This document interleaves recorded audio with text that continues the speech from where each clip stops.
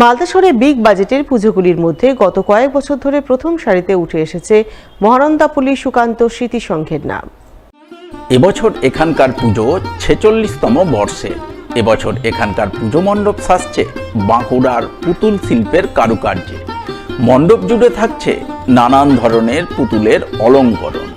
মণ্ডপে ফুটিয়ে তোলা হবে গ্রাম বাংলার দৃশ্য। মণ্ডপের সঙ্গে তালমিল রেখে তৈরি হচ্ছে দেবী প্রতিমা। আলোকসজ্জাতেও থাকছে সেই একই আদল। মহানন্দাপল্লী সুকান্ত স্মৃতি সংঘের পুজো উদ্যোক্তা তথা স্থানীয় কাউন্সিলর বাবলা সরকার জানালে এবছর তাদের পুজো উদ্বোধন হবে পঞ্চমীতে। তাই এই মুহূর্তে মণ্ডপ তৈরির কাজ চলছে জোর কদমে। তাদের আশা বরাবরের মতো এবারও তাদের পুজো নজর কাড়বে দর্শনার্থীদের। সুকান্ত স্মৃতির উদ্যোগে মহানন্দাপল্লীতে যে পুজোটা হয় সেটা এবার ৪৬তম পুজো পড়ল। আমরা আগামী পঞ্চমীর দিন আমরা সন্ধ্যাবেলা আমরা ওই পুজো মণ্ডপ দ্বার উদ্বোধন করব। আমাদের এবার থিম গ্রাম বাংলার পুরনো স্মৃতিগুলোকে, বাঁকুড়া জেলার লালমাটির দেশের পুতুলের কাজ, আমাদের দুর্গা প্রতিমাও পুতুলের মতন থেকে শুরু করে বিভিন্ন খেলনা, বিভিন্ন পশু পাব, তাদেরকেও আমরা মাটির মাধ্যমে তৈরি করে আমাদের পুরো পুজো মণ্ডপটা বাংলার লাল মাটি দেশের হারিয়ে যাওয়ার যে পুরনো স্মৃতিগুলোকে আবার আমরা তুলে এনে তার মধ্যে গ্রাম বাংলাকে ফুটিয়ে তোলার। এবারের পুজোয় দর্শনার্থীদের বিশেষ চমক দিতে চলেছেন মালদা শহরের কৃষ্ণপল্লী কল্যাণ সংঘের পুজো উদ্যোক্তারা। এবছর তারা মণ্ডপ সজ্জায় ফুটিয়ে তুলছেন মিশরীয় সভ্যতার আদল। তাই প্রতিমা থেকে মণ্ডপ সবেতেই থাকছে মিশরীয় শিল্পকলার ছড়াছড়ি। আলোকসজ্জা আসছে চন্দননগর থেকে। মিশরীয় দেবদেবীর আদলে প্রতিমা গড়ছেন মালদার প্রখ্যাত শিল্পী বিবেক দাস। তাই উদ্যোক্তাদের আশা তাদের এই পুজো এবছর সাড়া ফেলবে মালদায়। এবছর আমাদের অ্যাকচুয়ালি থিম হলো এক টুকরো মিশর।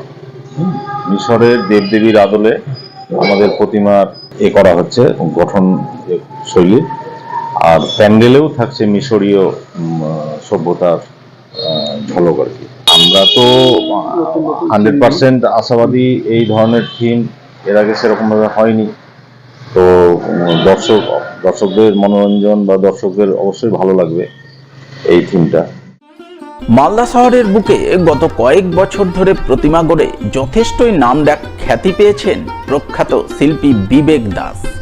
প্রতিমা থেকে মণ্ডপ সজ্জা সবেতেই তিনি সিদ্ধহস্ত। এবছর তিনি গড়ছেন একাধিক দেবী প্রতিমা। তার মধ্যে নজর কাড়া থিমের প্রতিমা থাকছে 4টি, যা মালদা শহরের কৃষ্ণপল্লী কল্যাণ সংঘ, ঘোড়াপীর এয়ারভিউ কমপ্লেক্স এবং নেতাজি ক্লাবের পুজো মণ্ডপে শোভা পাবে। এছাড়াও গোলাপট্টি কিশোর সংঘের পুজোয় মণ্ডপ সজ্জা ও প্রতিমায় থাকছে তার শিল্প ছোঁয়া। শিল্পীর আশা বরাবরের মতো এবারও তার শিল্প ভাবনা নজর কাড়বে দর্শনার্থীদের। শেষ পর্যায়ে এখন কাজ প্রস্তুতি চলছে, কিন্তু সবচেয়ে বড় সমস্যা হচ্ছে ওয়েদারের জন্য কাজ পিছিয়ে যাচ্ছে। আমরা যেভাবে কাজটা এগোনো দরকার পাচ্ছি না। আমার এবছর প্রতিমা রয়েছে 9টা, তার মধ্যে 4টে মূলত থিমের কাজ। আমি যে ধরনের কাজ করি আর কি, সেই 4টের মধ্যে হচ্ছে আমার Krishnapalli Kalyan Sangha, Ghorapir, air view complex, Netaji club. এছাড়া এগুলো প্যান্ডেল এবং প্রতিমা নিয়ে। তাছাড়া আমি আরেকটা প্যান্ডেল করছি, সেটা হচ্ছে গোলাপট্টি কিশোর সংঘ। কৃষ্ণপল্লী কল্যাণ সংঘ মিশর নিয়ে কাজ করছি। প্রতিমাটা একদম অন্য ধরনের, আমি এটা না দেখলে ঠিক বলতে পারবো না। ঘোড়াপীর হচ্ছে আমাদের একটা নস্টালজিক একটা ব্যাপার। প্রতিমাটাও অন্য ধরনের। প্রতিমাটা হচ্ছে আমাদের ঘরের মাকেই দেবী দুর্গা হিসাবে দেখানো হচ্ছে। এয়ারভিউ কমপ্লেক্স প্যান্ডেল যেটা আমি করছি বিষ্ণুর দশম অবতার।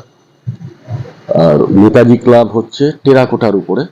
গোলাপট্টি কিশোর সংঘ কেদারনাথ হচ্ছে, কিন্তু ভেতরটা আমি যেটা করছি পুরোটা একটা ক্রিয়েটিভ, একটা ইনস্টলেশন আর্ট ওয়ার্ক করছি। আমি কাজটা আমি করে যাচ্ছি আমার মতো করে, কিন্তু মানুষ কোনটা ভালো বলবে কতটা সেটা সময় এবং দর্শকের উপর নির্ভর করছে। আমার কাজটা করে যাওয়া দরকার, আমি একভাবে মন দিয়ে আমি আমার কাজটা করে যাচ্ছি।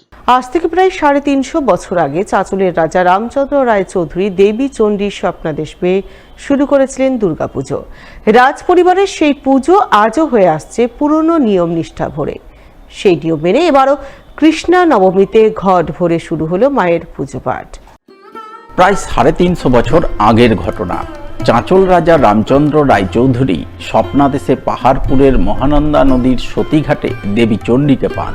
সেই থেকে পাহাড়পুরে কুড়েঘর নির্মাণ করে শুরু হয় দেবীর পুজো পাঠ। পরবর্তীতে রাজা শরৎচন্দ্র রায়চৌধুরীর আমলে রাজবাড়ি প্রাঙ্গণে নির্মাণ করা হয় রাজ ঠাকুরবাড়ি। সেই থেকে ঠাকুরবাড়িতেই মহা ধুমধামে হয়ে আসছে দেবীর পুজো পাঠ। এই পুজো মোটামুটি এখানকার যারা পুরনো মানুষ আছে তাদের মুখে জানা যায় 300 থেকে 350 বছরের পুরনো। শরৎচন্দ্র রায়চৌধুরীর আমলে এই পুজো আরম্ভ হয়। স্বপ্নাদেশ পান দেবীর যে একটি ছোট্ট মূর্তি, সেটা চতুর্ভুজা মা চণ্ডীর মূর্তি বড়া মহানন্দার ঘাটে পান এবং সেটা প্রতিষ্ঠিত করেন প্রথমে পাহাড়পুরেই প্রতিষ্ঠিত করেন, পরে চাঁচল রাজবাড়ি হওয়ার পর রাজ ঠাকুরবাড়িতে প্রতিষ্ঠিত করেন। এখানে আজ থেকে পুজো শুরু হয়ে গেল। আজকে কৃষ্ণ নবমী, যেহেতু কালকে বিকেলবেলার পর থেকে লেগেছে কৃষ্ণ নবমী, ওই জন্য আজ থেকে পুজো শুরু হয়ে গেল, ঘট বসলো, পুজো শুরু হয়ে গেল।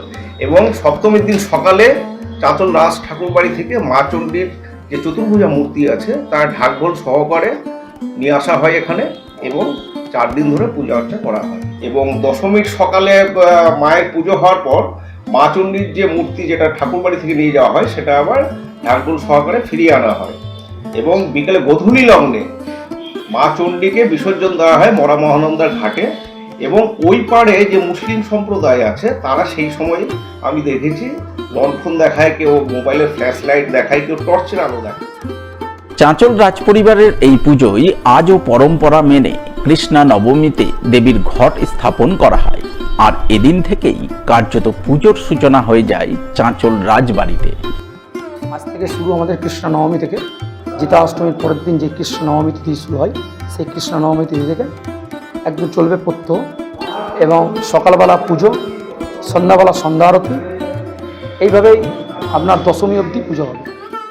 চাঁচল রাজবাড়ির পুজোকে ঘিরে বহু নিয়ম রয়েছে। সপ্তমীর দিন সকালে শোভাযাত্রা সহকারে দেবীকে পাহাড়পুর চণ্ডী মণ্ডপে নিয়ে যাওয়া হয়। রাজ আমলে শোভাযাত্রায় থাকতো হাতি, ঘোড়া, আরও কত কি। কিন্তু এখন সেই রাজকীয় ব্যাপার নেই।